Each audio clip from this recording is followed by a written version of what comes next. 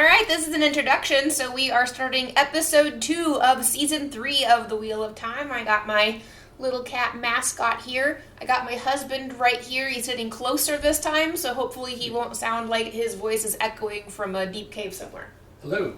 Hello. Yeah, so we're ready to go. Are you ready to go? Are you excited? Let's do it. We just watched the recap. I just want you to repeat what you just said because we just watched this episode like 2 days ago, and it's already coming back to me of just how much I wish this show was more like the books. I like the parts of it that feel like the books, and the parts that don't feel like the books, I don't like. Yeah. But not just because they're not part of the books, it's just that everything that's not from the books seems like a terrible decision. Yeah. Or non-logical. Yeah. Or To the people who watch this and think like, oh, you know, it stands up pretty well, it stands on its own. My problem with it is I don't think it stands on its own. I think if you watch this without any context for what's happening in the books, a lot of what is going on is confusing. And I think a lot of, say, people who haven't read the books just look at it as confusing mystical stuff going on. Yeah, write it off. this is intentional. They're gonna like help us understand this later. They won't. Yeah. They're not going to explain anything later. We still don't know what the Warder Bond is. They've never explained it. They just kind of rely on you going and doing your own research, I guess, to figure out what's happening. As well as adding in the last episode that apparently the Warders can feel each other through the bond. Right, yeah. We did talk about that when we watched it last time, where Alana's Warder feels the death of the other Warder, which doesn't happen at this time in the books. She does lose a warder in the Two Rivers, but it's not in Tarvalon. So, yeah. I mean, the changes like that I don't mind so much of like, oh, we changed where a scene happens or when it happens. Like, if that was done in a sequence of like narrative storytelling where everything flowed, that would be okay. I just don't think that's the level of care that we are seeing used to tell this story. I mean, some decisions I can respect, such as, okay, let's skip going to Tyr and just go right to Eloise. Eloise. Struggling. I mean, that definitely fits. Of like, yes, this is a huge series. You can shorten some sequences, combine others, perfectly fine. Yeah. Just some of their other decisions are unnecessary and just It feels arbitrary. I would have preferred if a lot of what has happened in season 3 so far, which is one episode, to be fair, happened where the girls were in Tarvalon and everyone else was in Falm. And if they want to skip Tyr, to have there be like a... This doesn't happen in the books, but like where Rand and Moraine and folk are trying to like get all of the Falm leadership to... understand that the dragon has been reborn, because part of what is really important about Tyr is Rand realizing how hard it is to get anyone to do what needs to be done in a political environment. And like Tyr is like especially political, and so is Cairhien, but like what was informative to him about that was like he grabs Callandor and is now essentially like the de facto king of Tyr, and no one will do what he says. That is what inspires him to realize that he needs his own people who will follow him, and why he goes to the Aiel Waste. In the TV show, they're just like mucking around in a tavern talking about how they have to fight the Shadow, and there doesn't really seem to be an acknowledgement of like, fight the Shadow how, to do what. Like, I don't know, it just feels very... As well as within the books, after Falm, that was like a major event of him proclaiming himself the dragon. Yes. And they just kind of skipped over that. He's the dragon. And then they left on their 1-month boat ride to Tarvalon. Right. With no other supporters, etc. Right. Yeah, exactly. And like the mess that Rand left behind in Falm, which we, learn about later in the book series, is not covered at all in this. Yeah, like, they probably will skip it, but like...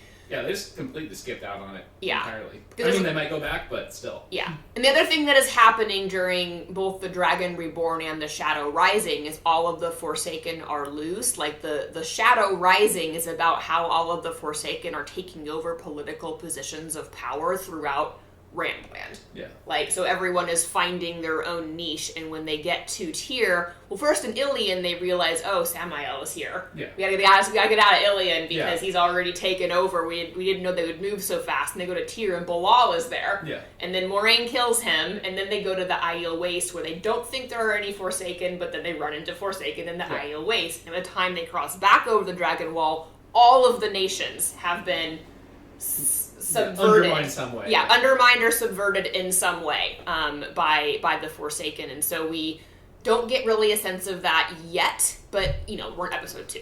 Yeah. So we might see that develop throughout this season. It looks like the first scene is going to be introducing Morghese and Elaida, which is good. So I know there was speculation that they were just going to, cut that whole part of the story, which would have been problematic. But, yeah, I don't know. So I guess we'll see how this rolls. All right, so we just watched the opening scene where they introduce Morghese and Elaida, and then we realize it's 20 years ago. And at first we're like, oh, the set. Yeah, the set looks great. Set looks good. It would have been nice maybe to have seen this in season 1 after all, but maybe they needed to build up the money before they could get to Camelin. So, all right, we have Queen Morghese. We see baby Galad and baby Gawain, and Morghese is pregnant with Elaine, which I'm not sure is totally accurate for the time that she took. They're trying to have to go back and look at that, but close enough for what we know about the characters. Too much. But then we have Morghese ascend to the Lion Throne, which looks a little different than I imagined it, but fine for a TV show. And she sits down, she's wearing the red. The Andorans don't really look like what I imagined Andorans, but again, it's fine for a TV show. And we see all of the houses that pledge to her, swear fealty to cement her queenship.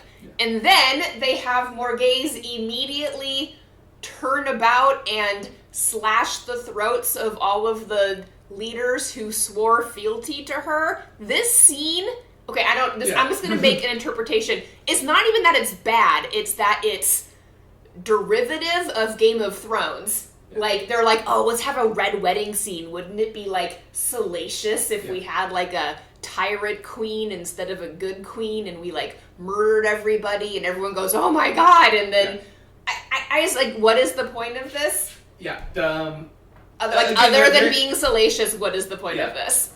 Because in the original, actual books, she's meant to be a, political dynamo of, master diplomacy, etc., and not a bloodthirsty type tyrant. Queen Morghese barely won the throne, but she did it by being, I would say she was charismatic because she was fiery and temperamental, but diplomatic. She had the support of some of the houses, but not all of the houses. She married Taringil to cement her claim. So Galad is not her birth child, but is her stepson, and then has children with him to shore up the political divide in Andor and create peace and all of but it's very much stability. Through diplomatic means, and not a position where you can just freely assassinate other rivals after winning. That's not how you stay in power. What I hate about this is it shows a complete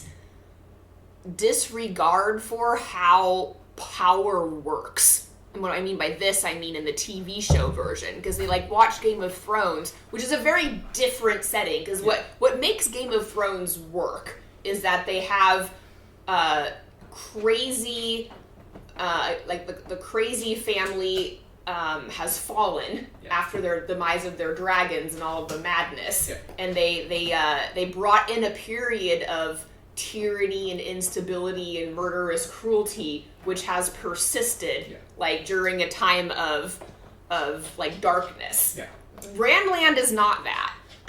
Well as that environment only really existed because the individual rulers had that individual power with dragons and such, that they got away with being crazy ass dictators. Right. There have been periods in history that were dark like that, but there are also periods of history that are require the cooperation of the ruling houses in order to remain in power. The latter is much more common than the former. And Robert Jordan was a student of history. I don't know if he had any professional degrees in it, but he was a student of history, and it showed in his writing, and it was part of what made the Wheel of Time series so good. And I want to say Robert Jordan inspired George R.R. Martin.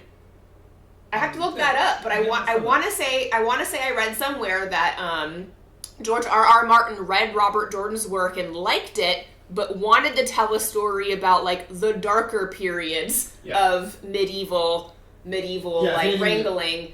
Like his interest was more in like Robert Jordan's political outcomes were actually like better than average. Yeah, because Robert Jordan was writing for like a young adult-ish audience, and it was more about the good, like the light versus the dark.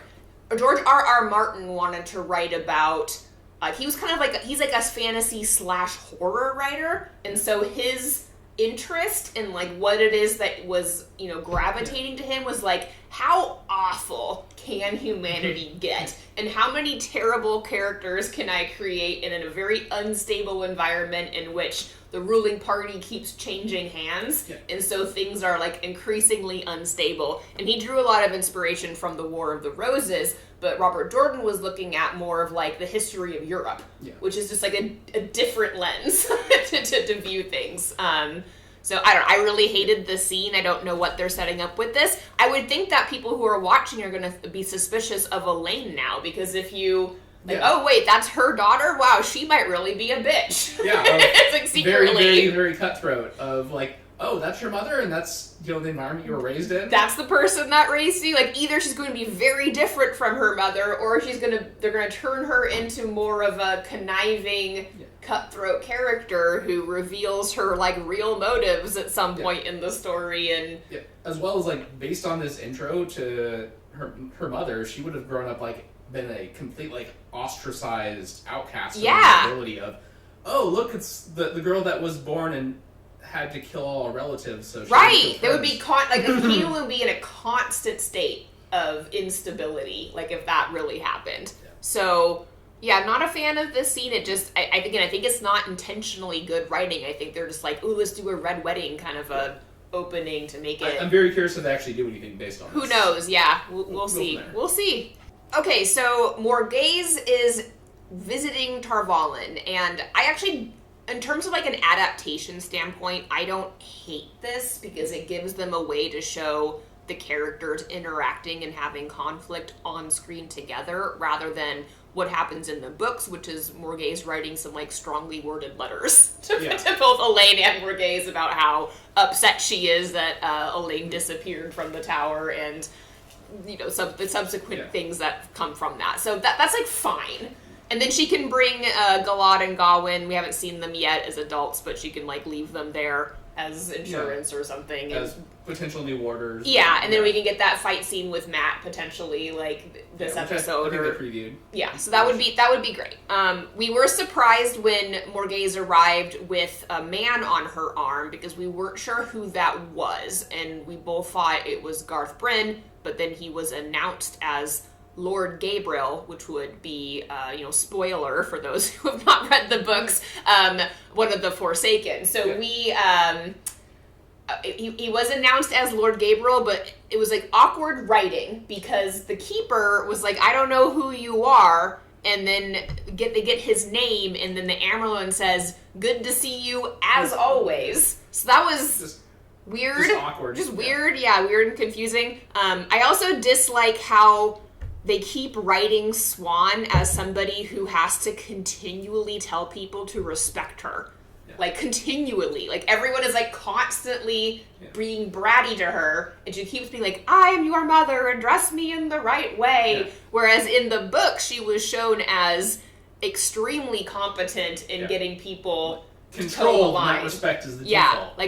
The respect was the default, and if you stepped out of line, you were sent scrubbing pots. Like it would made like comments that like she would not be above sending a queen to go scrub pots if they were disrespectful. So I think, quite frankly, Morghese came across as just super combative, which I mean, based on her intro scene, I guess, right?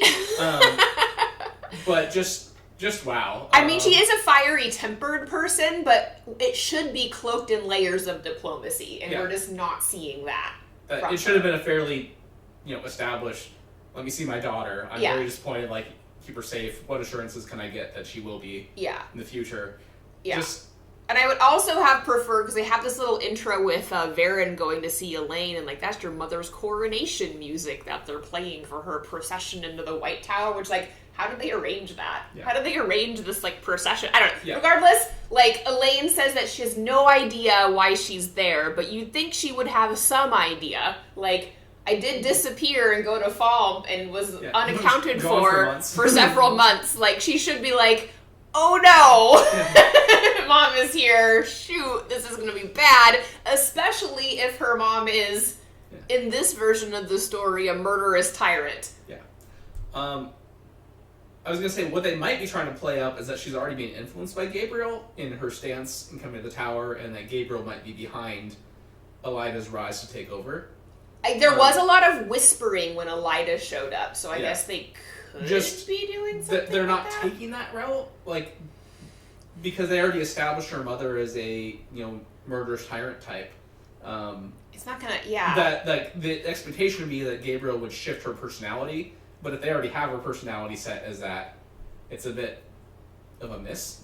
I'm trying to remember when Elida goes back to the tower in the books, because she is there in book 4 when Siuan Sanche is deposed. Yeah. And I think she goes back to the tower because she believes that Elaine has something to do with the foretellings that she's had, and so she's like really protective of the lineage of Orgeysterhand, because she misinterprets a foretelling. But she latched herself onto her because of her. Yeah, but I think, and I have to go back and look, but I think that Gabriel doesn't actually show up and take over Queen Morghese until after Elida has left. I believe that's correct. I don't think that they were, like, in cahoots in the books. Correct. I think she left and Gabriel then comes and takes over Andor secretly. As well as most of this takes place, off screen. Yeah, we don't see any of this on page. I think there's like mentions of what's happening in Andor that causes Elaine some concern, and then Rand hears about it and makes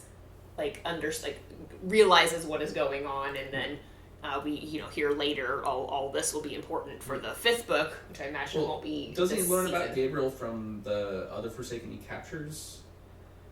I don't remember where very possibly that was Asmodean that told him. I recall him getting information about one of the Forsaken having a pretty queen as a pet. I don't remember exactly who gave him that shred of information. I have to go back and look, but that's where he learns it, and he puts 2 and 2 together because he met Morghese. Yes. And he knew Elaine, and so he was able to put together which Forsaken that was, because there were only so many pretty queens. Yes. that could have been referring to. We'll see where they go with this. A lot of speculation, but so far it's just like, again, it's frustrating, not because it's like the stuff in the books that are coming to screen is good, but it's like it could have been so much better. Yeah. It could have been so much better. That's the frustration. Yeah. Okay, so we just watched the 2 scenes where Aviendha, Moiraine, Gwen, and Rand are walking to the Aiel Waste. They're going to climb the spine of the world at whatever location, I guess, is... They mentioned a pass, so they're probably going to go through the same... It's probably the same pass, that they use to get out of the Aiel Waste in the books, at a later book, but, like, location is just... It's a long journey. They have no horses, They have no, like, supplies. Yeah, remember Bella. Never saw Bella. Anyway, they're walking there, and then we were just remarking how, like, the difference with the books is that it's not a couple of random maidens that lead them to the Aiel Waste. They have not all the leaders, but, like... They have some... They have some pretty high ups and a lot of people from different clans. Yeah, a bunch of clans, sending delegates to go find the Kara Karn, and Rorik, who's one of the chiefs in the Aiel, among the Aiel, is with them, and so they have clout when they arrive in the Aiel Waste with these wetlanders, whereas in this version, Aviendha, I guess, is their ambassador. It's just going to be, Aviendha's like, hey, I found him. It's this guy. He has red hair. That's what I got going for me on this. So I don't know. It's fine, but it's just a little sillier. And then we go to a scene where Perrin, Loyal, and Bane and Chiad are exiting a Waygate which I guess there aren't any waygates in the Io Waste, so that wouldn't have worked for them. We don't introduce portal stones. So they exit a waygate into the two rivers, presumably. Yeah, or near They smell ash because there's probably farms being burned, and we remarked that they don't have an Aes Sedai with them, which in previous seasons they made a big deal out of the waygates being operated with the one power, but I guess without any explanation, it is possible to use the Avid Dissora Leaf if you are an Ogier, or Padan Fain, because he does it too. Yeah. I don't know. Again, they don't have any explanations for anything. They introduced Aes Sedai to transverse it at one point and just kind of somewhat kept with it and dropped it again. Until they need it, they drop it, and they make up a reason when they need a reason again, so it's just nothing is very consistent or explained. And then they do a pause with Loial starting to feel the longing and talking about how Ogier, when they're out of the steading, have some, challenges physically. But they do that without explaining what the steading are. We've never seen one. Correct. Right? In the show. So it's just again, it's one of those things where I'm going to be curious to watch people's reactions who haven't read the books, because I feel like it's just stacking confusing things on top of confusing things without real understanding of what a hatchet job it is. I'm saying in the actual books, they're introduced to a steading in the first book as a stopover at one point. So in the Eye of the World, when Perrin and Egwene are separated from the others after Shadar Logoth, they run into Elias, who takes them to a steading for safety and protection from the Shadow Spawn that are chasing them, and they recuperate there and they learn what a steading is. And then later, Rand meets Loial in Caemlyn, who teaches him about Ogier, so he gets a smattering information from that. And then they also go to another setting and meet the elders before going to the Eye of the World. Yeah. So we get a lot of introduction to the Ogier in book 1, and then they show up again in subsequent books. Yeah. But in the TV show, they didn't give much of an explanation at all. Yeah. Of as well as I'll be honest, the Ogier aren't really that critical to the series. I would agree with that. I like them, and they're a good addition, but they're not a critical plot component for a lot of things. Yeah, if anything, you could have just cut the Ogier entirely from the story, and it would almost be fine.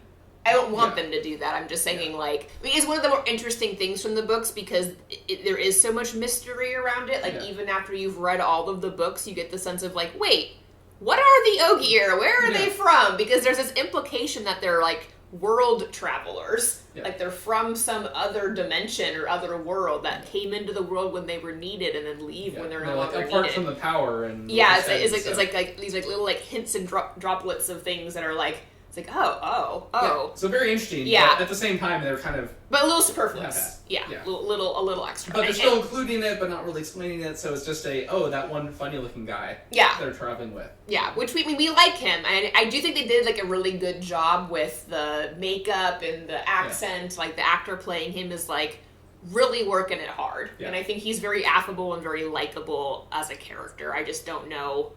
I don't know what they're going to do with him. Yeah. We'll see. Alright, so in Tar Valon we have Nynaeve overseeing the healing efforts for Mat's mental problems. I don't know this. His memories. Fractured memories, yeah. Yeah, which the Aes Sedai say they have never seen before and can't do much about, so I guess they're on their own. And then we have Elaine, or I might be mixing up the order of these scenes, but Elaine is... she meets with her brothers. She meets with her brothers. Yeah, she really likes to see Gawain. She's civil to Galad. They actually seem closer in the TV show than they were in the books. I really like Galad's outfit, by the way. I feel like that is the closest we've seen to what I imagine the character's actually wearing in the book series. And I think they presented them well between Galad and his brother. One is a bit more of a free-form, not really necessarily a layabout, but less strict, whereas Galad is very much the straight-laced. Yes, yeah. Galad's got that, depth. But again, they've already introduced a Forsaken into this. Well, maybe. So this is the thing. So when Elaine sees Gabriel, she recognizes him. So it almost seems like maybe they're going to conflate Garth Bryn's character and Gabriel, be a really odd... I don't know how you do... Maybe Robin will, do a body switch or something where he takes over the the guise of the guy that Morghese trusts. I don't know what they're planning on doing. Or he was this. really recently introduced and before she even left for the That would be... I don't know. Yeah. I don't know what they're going to do with that. So, I mean, they do have people take on the visage of other people. That does happen. Lanfear pretends to be a novice at one point in Tar Valon. So my best guess is that Robin is going to take over this guy Gabriel that everyone kind of already knows. Yeah. So far Gabriel hasn't actually done anything. Really. He's just been there. Yeah, he doesn't seem evil. So I don't know. I'm not sure what they're doing with that, but that would be my guess, which is one of those adaptations where I can see collapsing the characters in a way. That's not... Yeah, it's not super critical. There's a lot of different plots. A lot of things we could do there. Okay. Additionally, we have Morghese talking with the Amyrlin and then her daughter. Yes. So Morghese and the Amyrlin do a walk and talk in the halls while Morghese personally leads her to, see her daughter in her rooms, and they talk a little bit about how their alliance is important politically for the stability of the West, which is fine. Somewhat valid. The Aes Sedai are kind of a binding force through most nations. It's not specifically to Andor, so the subservience of it is a little bit off, but whatever, it's fine. And then Morghese is introduced to Elaine, and they have a conversation where it is made apparent that Morghese is not there to bring Galad and Gawyn to Elaine to train as warders, which they are in the books, but instead to take Elaine away from Tar Valon to return to Andor because she doesn't think it is safe there anymore. As well as the subtext that the tower's hiding something, but this is after Foam, where the whole dragon proclaimed themselves as already big news. Right. But apparently it's being hidden somehow from Morghese. Yeah, so Morghese asks Elaine to spill the beans, and she's like, I can't because it's a secret, but we know that they are drawing pictures of Rand in the city, so if Morghese wanted to, she could just, stroll down the street and see all of the for sale propaganda that is being put out as to what is happening. As well as the whole issue of... And she's a queen. Where was Elaine? She should know, because she's a queen who has, ties around the world. And Elaine was directly involved in it. Yeah. Therefore, she should obviously know, but anyway, so she throws down this ultimatum that Elaine is going to have to return to Andor whether she wants to study or not, because it's now no longer important for her to be the first Aes Sedai to sit on the throne. Instead, she just wants her to be safe because she's the heir. So we were debating whether this is going to be the motivation for Elaine to run away to Tamchico and then maybe accidentally run into the Black Aja with Nynaeve? Maybe. My guess is they're probably going to accelerate the Olyda taking over the tower. Spoiler! Yeah, so it could be that Nynaeve and Elaine are there when the coup happens and then they flee. And that changes all of Morghese's plans or something. Or okay. she aids in the coup. I don't know. Okay, so and just so you know, where's Min? Because in the books, she was the one in the tower during Swan Sanche's deposition. Yeah, we have no idea where Min is as a character right now. Where has she been since in the TV show? She was met in Faldara, which is not in the way it is in the books. And when that city gets attacked by the Trollocs, she's seen heading south. Yeah. So I assumed that she would be in Tar Valon, and maybe she is, and we'll run into her next episode or in an episode or two. But as of right now, we don't know where Min is. The point is that Min feels like a very secondary character at this point in the show.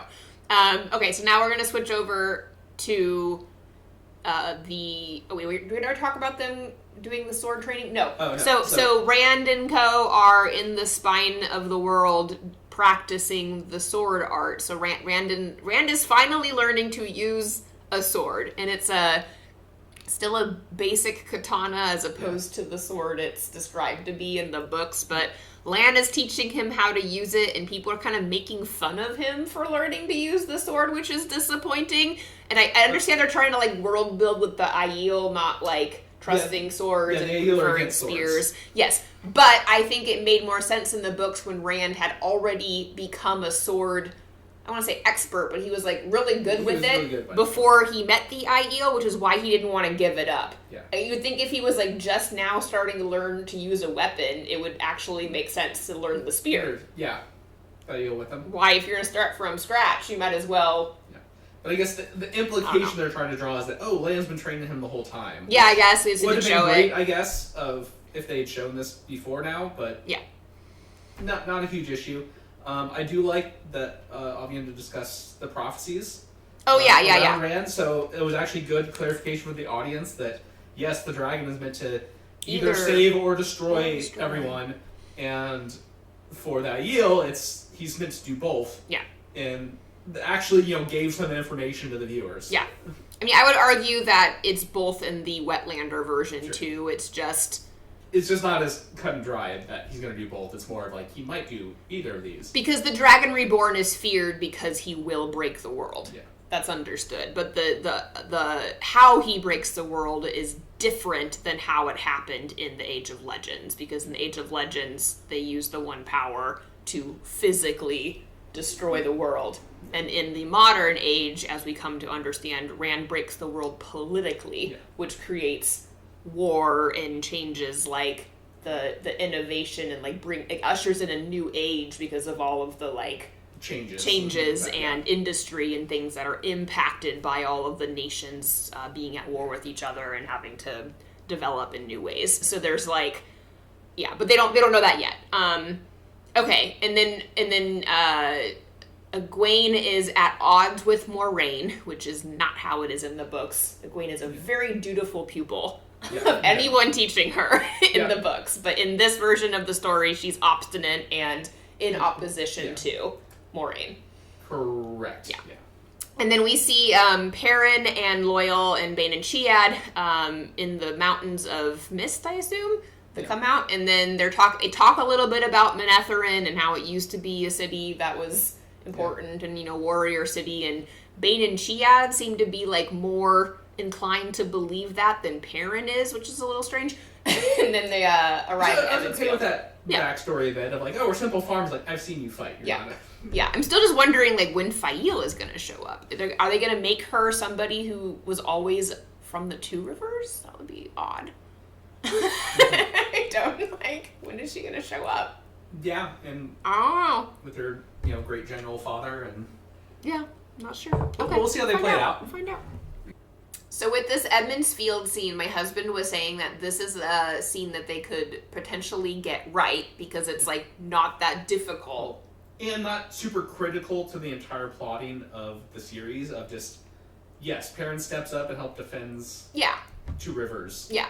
Oh, so you don't mean their arrival. You mean the whole arc of that whole arc of Perrin and the Two Rivers, and then becoming a bit more essentially militant by necessity, and him kind of raising up to a position of leadership. Yeah. Of there's a lot of wiggle room within that scenario that they can. You could turn into a movie pretty easily. It's a pretty a lot of interesting potential fight scenes, etc. They have a lot of wiggle room to go with on this. It's a lot to work with. That said, I'm not optimistic. So I was thinking you meant just the arrival, because I love this scene in the books when they, when the Aiel maidens, offer to defend the hold and then, give gifts of things that they'd looted from the Stone of Tyr. Oh, yeah. I did like that. To Gwen's mom, and she's like, oh, thank you for these golden calves, or whatever they are. And she's, very polite and everything, and they didn't do that. They did the defense of the holds and Loial saying his name and all that, so it was kind of in there, but we skipped the whole looting of the Stone of Tyr and the capture of Tyr and all of that, so we can't do that. They do have the White Cloaks established. They show the White Cloaks.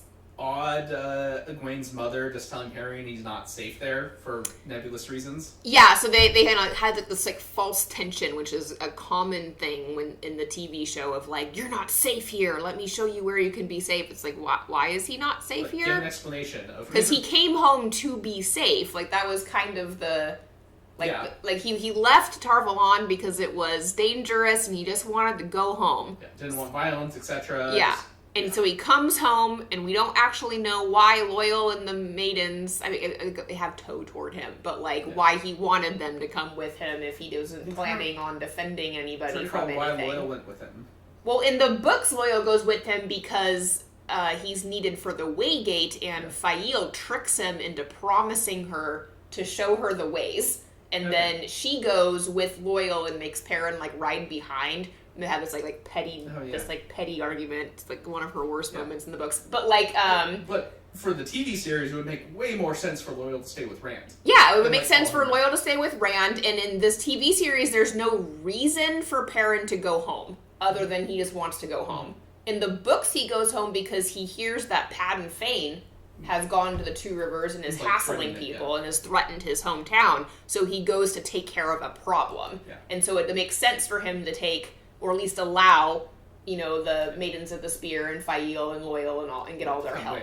Because it was urgent. In the books, it was a bit along the lines of, Rand couldn't take care of it. It would, like, expose weakness of him. So, he's trusting Perrin to take care of the home. There's absolutely no reason why in the TV show, Perrin, with his reason of just wanting to go home, couldn't just go home on horseback. Yeah. Like, he is not, there's no urgency to take the ways the way that they did to get there, or risk the danger, right? Because there's no reason. As well as the maidens, like, yes, they have towed towards him, but he's not like he was intentionally going into battle. He was going into, like, I want to go back to, you know, basic farm life. Yeah. I also don't really think they have towed towards them, but whatever. So, like, You find an inanimate axe together. Whatever. It doesn't really feel like... Anyway, so I don't know why they're there, and when when Gwen's mother takes them up into the loft of the inn saying there's others here that are hiding, and he's introduced to Alana Sedai and her remaining alive warder, whose name I think is changed. But, like... It's confusing. The timing doesn't make any sense. The timing doesn't work because she looks like she has blood on her, like they've been through a battle recently, but it can't be... Like, how did she... Probably some other battle. Probably some other battle, but it doesn't make sense because we saw her fight off Liandrin in the last episode. That's how she lost her warder, and then Perrin took the Waygate to get to the Two Rivers, and Alana is there ahead of him, looking like she's been there for some time. Yeah.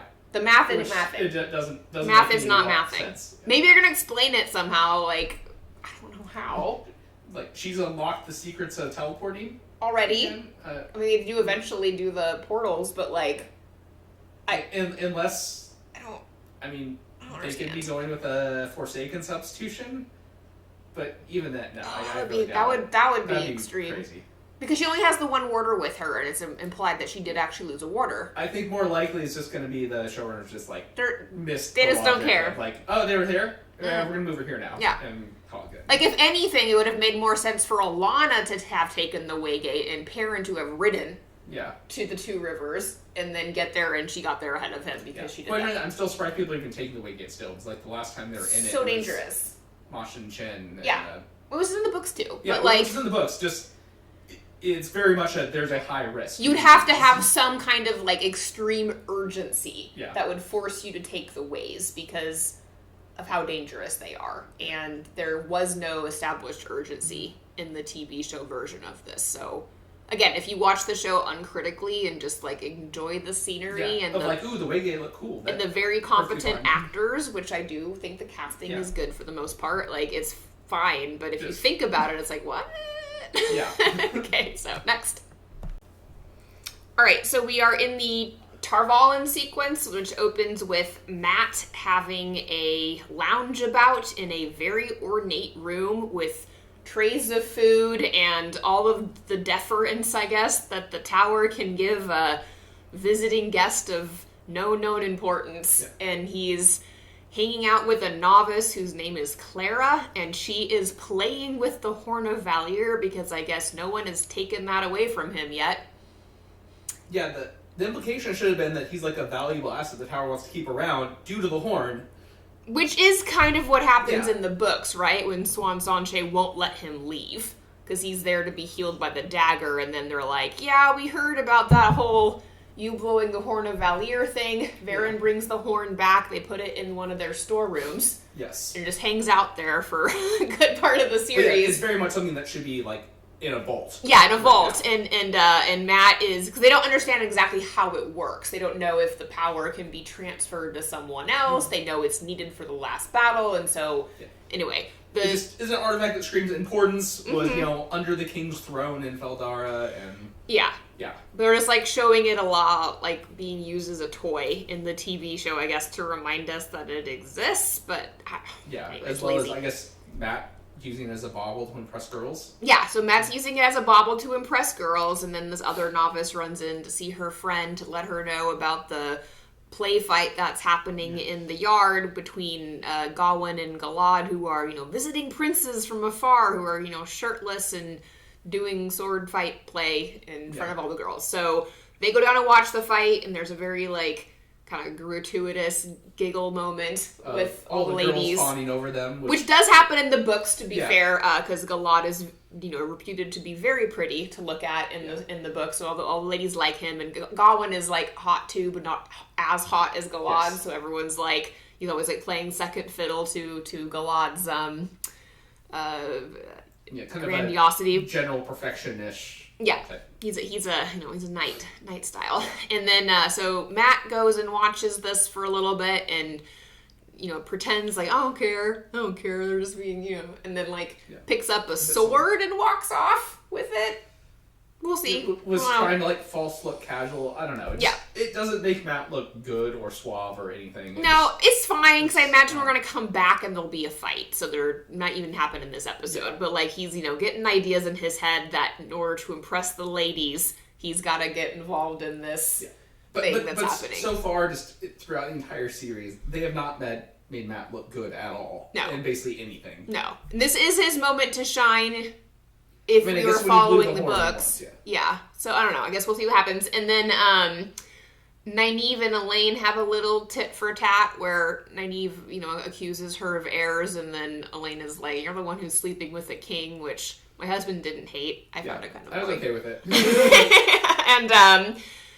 And then we see Min again, too. It was before this scene they reintroduced that Min actually has been in Tar Valon since she fled south from Feldara, and the Aes Sedai have been utilizing her prophecy skills, and she has revealed that some kind of a battle is going to take place where there will be dead Aes Sedai, dead a lot of people, and it wasn't the fleeing of Liandrin ancestors that happened in the previous episode. So we are anticipating the coup to happen in this season like it does in the books where that will take place. And then the Amyrlin summons Elaine and Nynaeve to her to give them the task of being her hounds.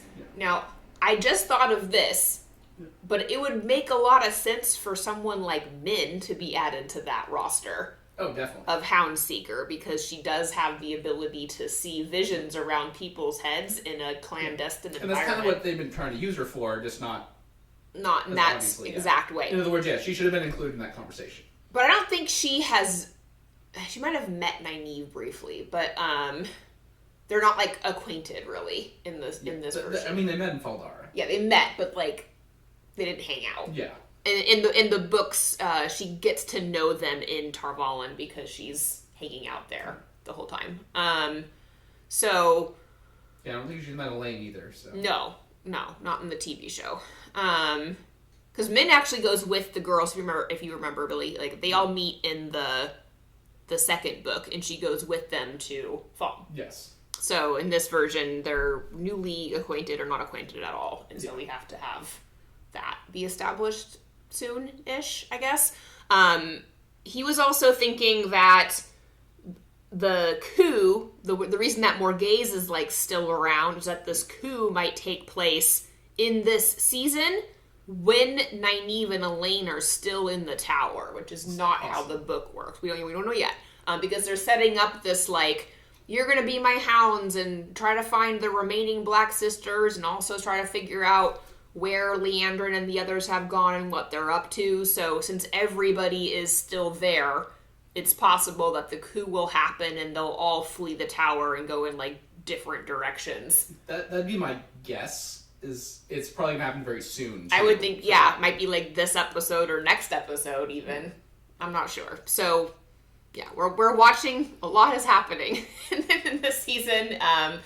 And again, the conflation of some of these things is okay. Yeah. It's more just the way the narrative rolls out and some of the lack of attention to detail where things like don't line up or don't make sense. Because in the Two Rivers in particular, with like the why is Alana here? Yeah. How did she get here ahead of us? Maybe they're going to explain it, but it just feels like the writer of this episode didn't read the script of episode 1.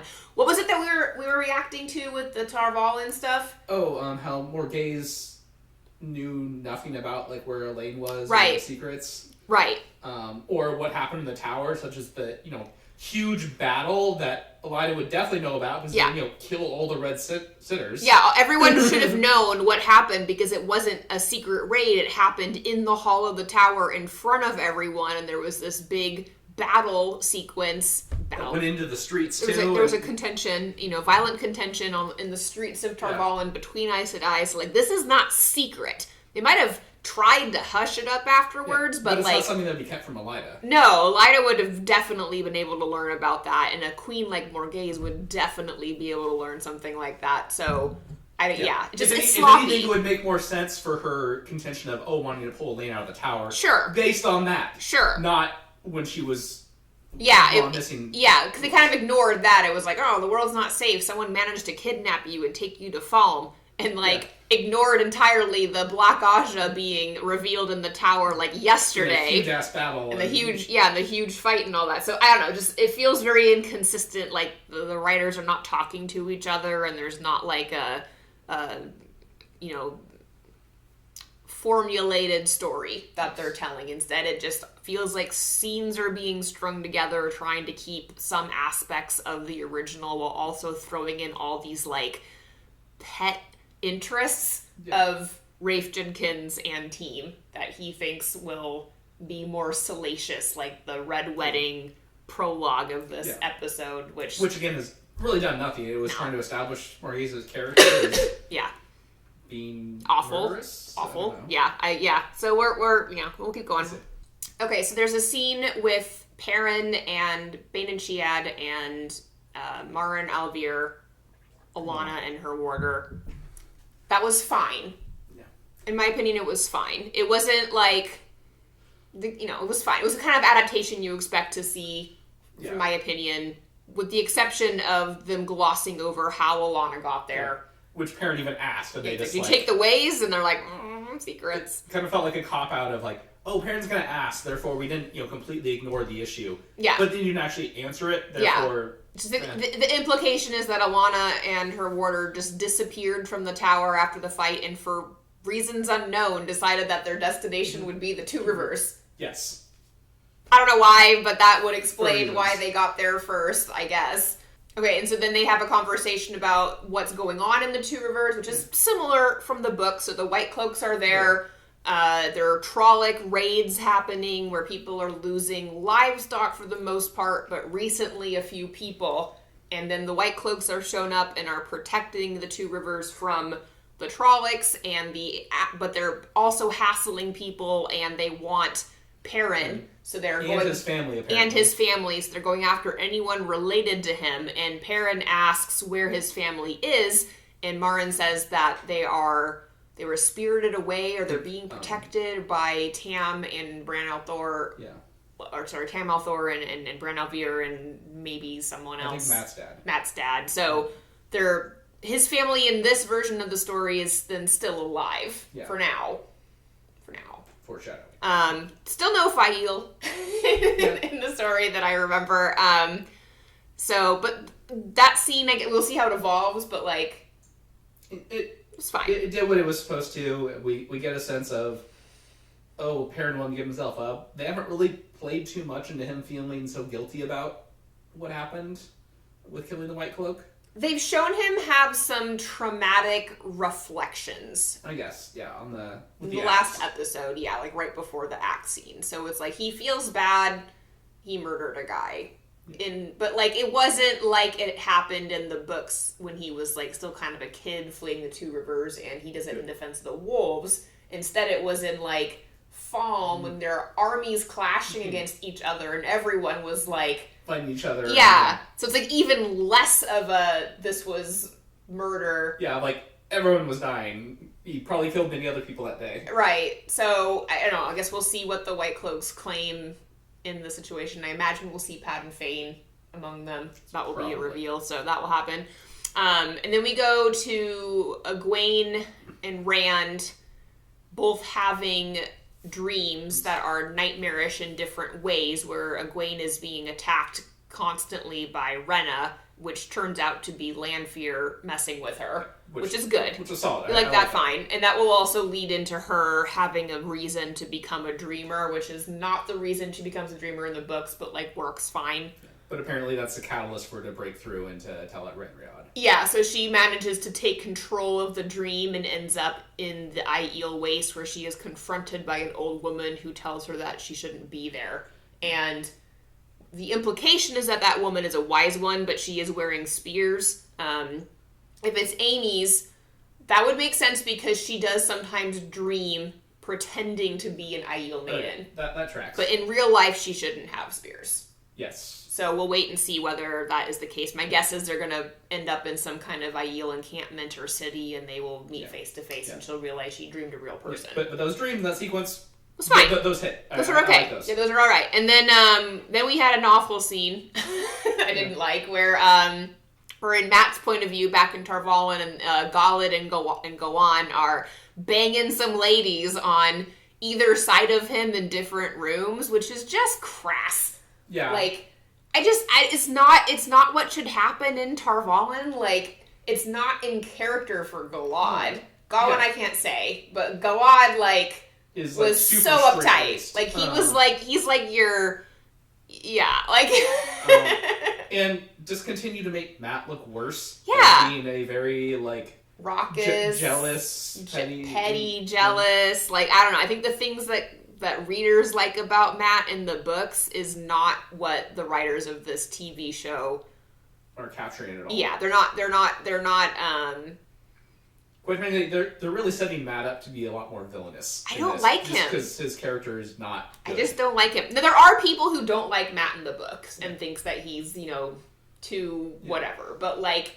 This just seems like an extreme interpretation that I'm not really a fan of. The whole point of Matt in the books was along the lines of, like, yes, he can be a bit eccentric and superfluous in some things, but as, a golden core to him of rightness, that is, a good friend and will do the right thing when push comes to shove. We're just not seeing any of that. We're not seeing any, like, positive values in the sexual freedom thing that they're trying to portray here is just weirdly done. Because, like, if anything, I would like to see Galad as more straight-laced and Matt as more fun. Yeah.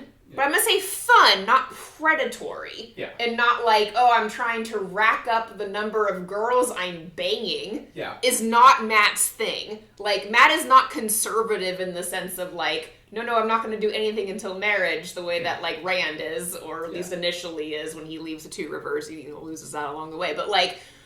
But he's also not predatory. Like, every girl that Matt dates in The Wheel of Time is, like, there with him because it's fun for her. Yes. If that makes sense. And I think, like, he had, like, his first girlfriend, I think, is one of the Aiel maidens, who ends up being a dark friend.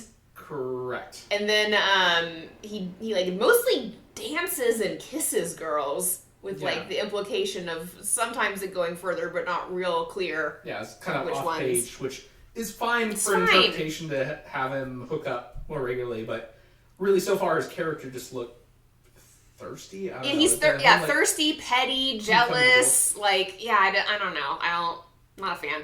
And then Min shows up, and we were joking because we had just talked about how, like, Min had disappeared since season 1, but there was, like, a whole sequence with her in season 2 that I just forgot about. Because it was not what happens in the books, and I just forgot about it. So, in season 2, when Matt is healed from the dagger, she's there, and she betrays him. Yeah. I forgot all about that. So, she's still in Tarvalin, she shows up, and she's kind of like his friend, but not his friend. Yeah. And then she tells him that the Amyrlin wants to see him and to bring the Horn of Valir. Yeah. Which we've been commenting on the whole time of, like, why the hell is the horn just being cavalierly let out and placed in the room, no other protections, etc.? Like, this is super, super important. I think the biggest thing for me being like 3/4 the way through episode 2 of this season is I'm having struggles with what the plot of the story is. Yeah. Like every single scene I'm like, wait, what happened in the last scene? What's going on? Because it just feels so piecemeal. Yeah. I don't know. It's hard to say. It's more about like what they're actually trying to do with the tower, and they're not really doing it well. That's what I mean, though. I feel like nothing is a driven story. Yeah. So, like as an example, we are rewatching Arcane, and when I watch Arcane and I compare it to this, wild difference in my viewer experience, because with Arcane it's like every piece of dialogue feels like it is driven to tell you something about the character, the world they inhabit, the direction of the plot, and it all flows in this very like organized, formulated way.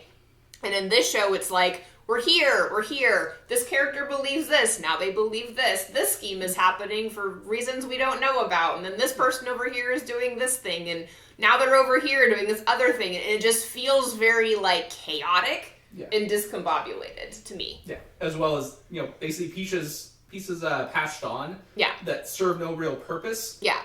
And generally those are the additions outside the book. Because I will acknowledge, yes, the books are very hefty, and there are a lot of things you could cut out.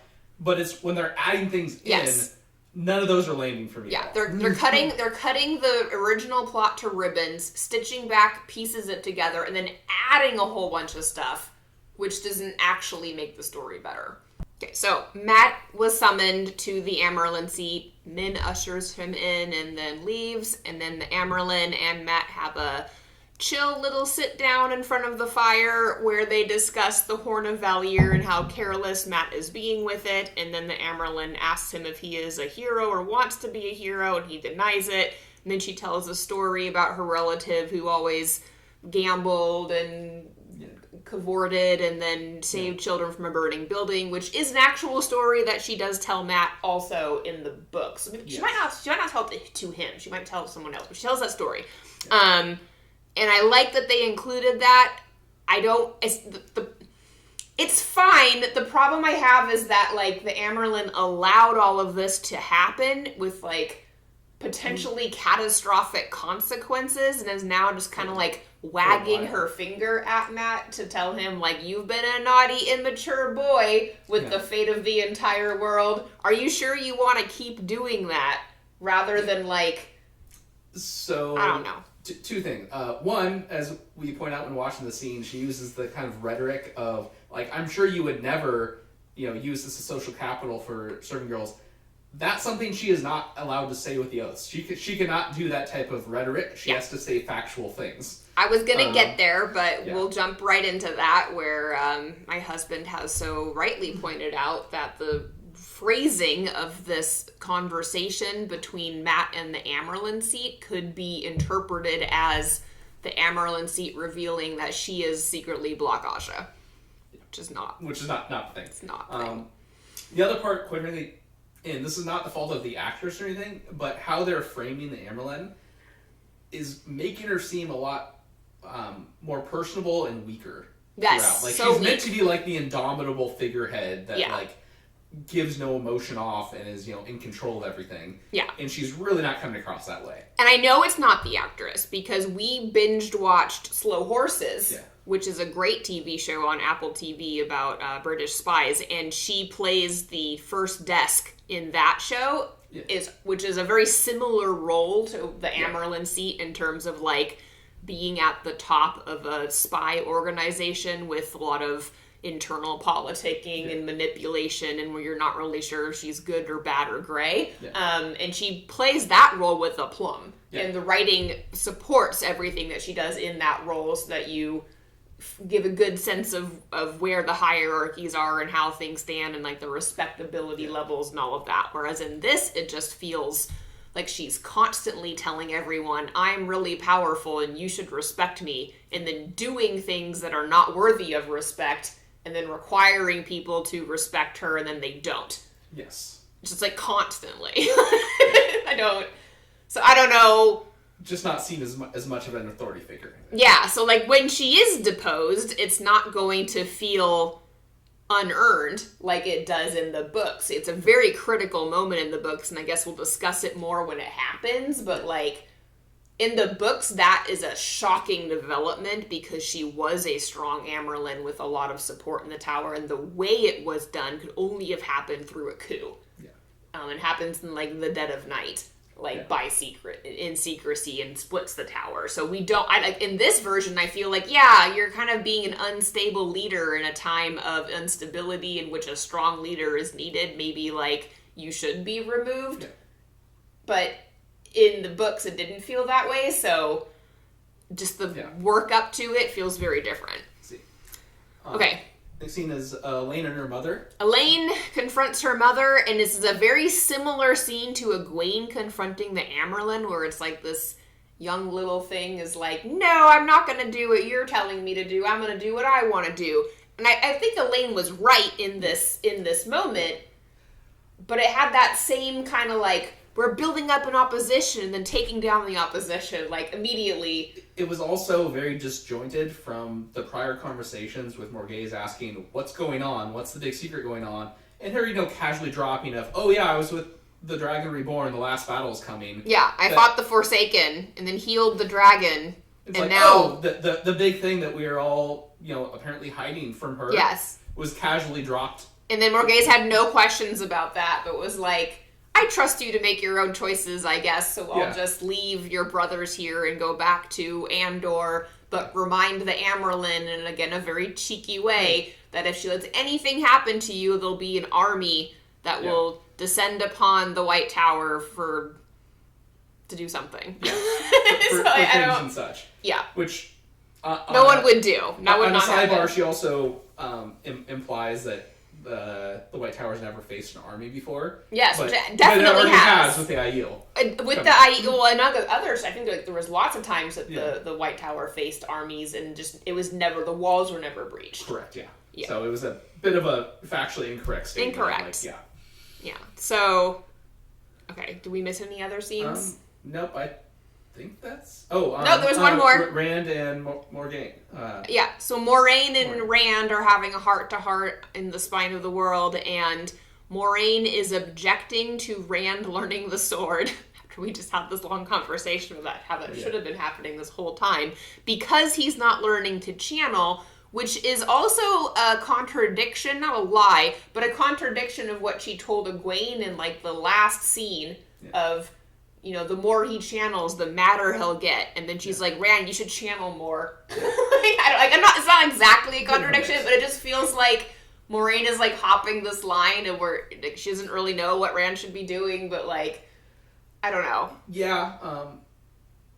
And as well as really highlighted for me of how she's no longer a main character. Yes. Which was, true throughout the book. So, like, she's important. She's never been the main character. But, like, they really toted her as the main character. Yes, in the first season, they're like, Moiraine is the main character, look. And now she really feels like a fourth fiddle to everything else that's going on, which was inevitable, given the progression of the series. But it definitely does not feel like a central role anymore in the story.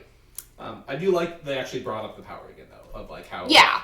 Of, like, yes, the male's channeling it, taking poison, essentially. It would really be nice if they, expounded upon that, how, like, yes, men trying to access the source run into the taint. Yeah. But... I would have just preferred if Moiraine had said something like that after an attack, where it was necessary for Rand to channel, and not, like... Why aren't you just practicing with the power constantly rather than the sword? Because she knows the more he channels, the madder he will get. So I would just think that she would take the opposite tact and instead try to influence him to not channel because he has to stay sane until the last battle to defeat the Dark One. And then he should be arguing, how do I defeat the Dark One if I don't know how to channel? I need to be learning all of the different things that I can use as offense and defense. I don't know. Just like the positions that they took in this argument felt a little off to me. Yeah. That felt a bit forced. Like, on the surface, nothing really wrong with it. No. Like, underneath, it's kind of a, why are you, practicing meditative sword forms? for your mental health. Why not? I don't know. Like everything else in this show, it just feels like it's a first draft that they cranked out. And they're stringing all the scenes together and trying to keep it kind of sort of reminiscent of the books, but like not really that concerned about it being consistent. Yeah. I don't know.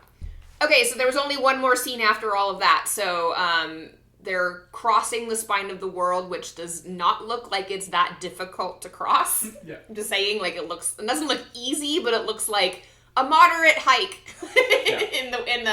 in nice conditions on a sunny day with lots of plant matter, animals to catch, and other things. Whereas, like, I feel like in the books, the spine of the world is like the Dolomites. Yeah, like it's a desolate area, impenetrable. Like except for a few places that are like heavily guarded and have garrisons and such. But anyway, they're passing over the mountains and Aviendha asked, like, who did you tell in a very accusing manner. Okay, which makes no sense. Yeah, so Aviendha is like, who did you tell? Because they've been seen by the Aiel, and she is accusatory of them that they would have told someone that they were coming.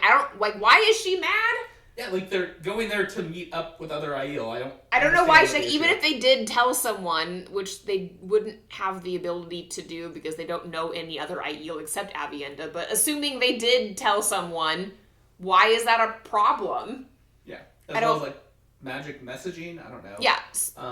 As well as, the initial scene, all the Aiel flow out already veiled and with spears drawn. Makes no sense as well.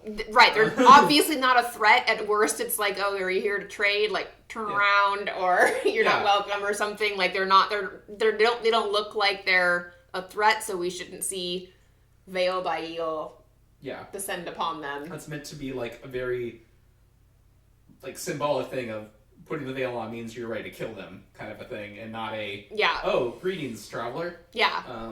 So anyway, the Aiel surround them, and then I think it's going to be Amy's, but I don't know. The wise woman comes up and tells Rand that she uses the prophecy that the Aiel believe in of he will take us back and destroy you, but the way they phrase it is incorrect. She says, you'll take us back home and destroy us, so I turned to my husband and I said, do the writers of this show not understand the prophecies of the Aiel, or did they deliberately change them? Because in the books, he will take us back and destroy us does not mean he will take us back to the wetlands. It means he will take us back to the knowledge of who we were in time, which then leads to the breaking of the Aiel as they split into factions. Over the just the burden and the trauma of their history and who they are as a people.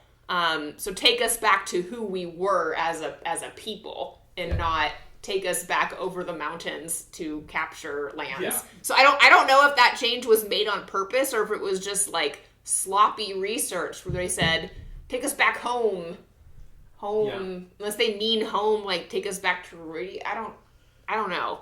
No idea what they're going for there.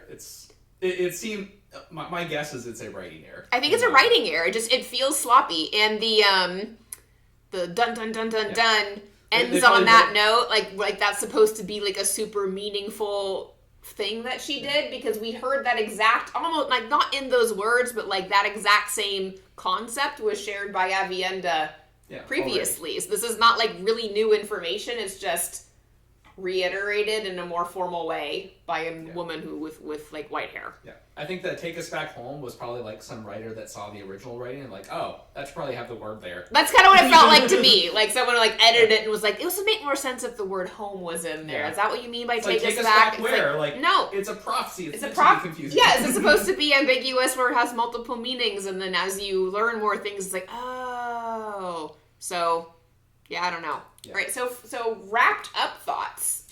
Episode 2, Season 3. How do you think it's going? Awkward. I think this is getting into where some of the books struggle is trying to maintain the different plot lines with the main characters. Yeah.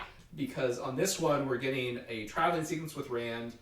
Perrin also doing a traveling sequence. Yeah. And within the tower of some political, intrigue. Yeah. And quite frankly, the whole back and forth with Morghese and just her addition in general is not landing for me at all. Like, I am not seeing I'm glad Morghese is there.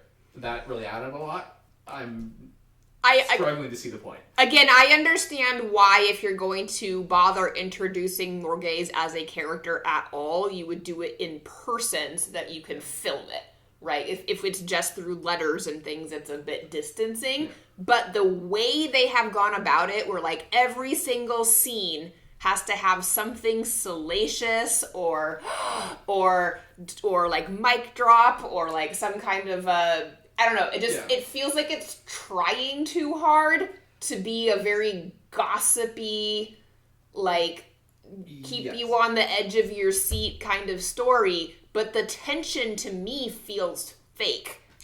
Like I'm not actually worried about any of these characters.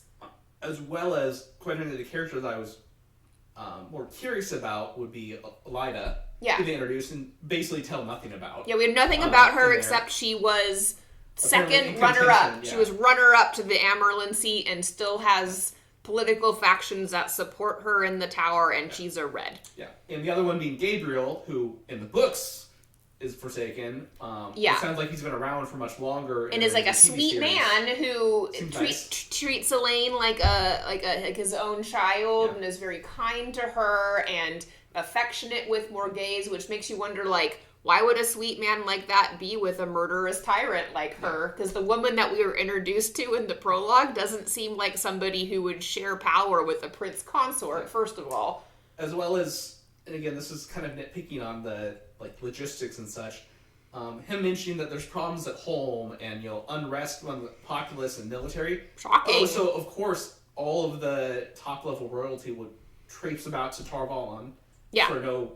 I mean, I guess for the reason of getting... good point, yeah. So there's problems at home. 20 years ago, you murdered all of the heirs to the throne of all of the other crowns. Yeah. And so, of course, that would result in, people trying to murder you over decades. Yeah. And then in a political, unstable moment, you're like, let's just leave. Let's leave the city. Let's take a national trip Let's go on a trip. All of, like, my consort and my sons. Yeah. Leaving who in charge? Who's in charge? Yeah, good point. And she fired her general. We did mention Garth Bryn exists, Brian Bryn. And so he's gone. So so it wouldn't be shocking if she, came back to Camelin and there had been a usurper. Yeah. So maybe that's what happens. I don't know. Yeah. Maybe Ravin takes over as Ravin and doesn't bother with Gabriel at all. Yeah. My guess, just with like how the series is going, they're gonna have to introduce Morghese and probably kill her off very soon. I can't imagine them doing the entire plot arc with Morghese that's in the books, but I guess I don't know. It could depend. Yeah. I'm not sure about that. I do think with Gabriel, they're gonna do like a body swap. Like the guy will be replaced with the Forsaken who looks exactly like him but acts differently. That's my guess. Probably. It's just not going to make as much sense with, apparently there's unrest now before she starts getting influenced by a Forsaken to cause issues in the city. Yeah, no, I acknowledge all of that is still a problem with the writing. I'm just thinking, like, because they've been doing this thing where they're trying to make all of the Forsaken have unique, scary powers. So, like, Lanfear's power is vampiric. You kill her and she comes back because the saw or whatever, and she can get into the dreams of people. And Moghedine's power is that she can create Greynin and operate like spider networks from the dark. And I don't know what Ishamael's thing was. And then so Ravin might have body swapping powers. Rather than every Forsaken, like rather than the one power being something where like everyone can learn these skills and they all just have specialties, it's like more like Marvel villains, more comic like book villains, powers, and each one is kind of unique, and you kind of keep track of it, which kind of works for a TV show. But like, I just like someone said in the comments from my last review, like I just kind of want to get this out there. I like the way the Forsaken are in the books, and you and I might disagree about this because sometimes we watch shows or read books and have different opinions about the villainous characters, with Fargo being a good example. I love Fargo. Do like a whole review section on that show. He likes it too, but like we will disagree on how competent villains need to be. in stories. He really likes a maniacal, smart villain that has, like, their shit together and has a master plan that is formidable, so that the hero has to rise to that level of greatness to topple that formidable foe, which is a solid storytelling technique. I like that too, but I also appreciate the more, in my opinion, more accurate portrayal of villains as petty, emotionally immature, occasionally incompetent, greedy to the point of making colossal mistakes in the pursuit of their own self-interest, which is how I think the Forsaken are. Like, they think of themselves as comic book villains, but to everyone else viewing them, it's like, oh my god. Yeah, they have very much a streak of pettiness and prideful, etc., where they are generally very smart and competent things. At some things. But they have those glaring blind spots. I think that's debatable. I think they're Elon Musk levels of smart, and they have kind of a similar, I'm going to be emperor of the world, and then you see what they actually do with that power, and it's like, oh my god.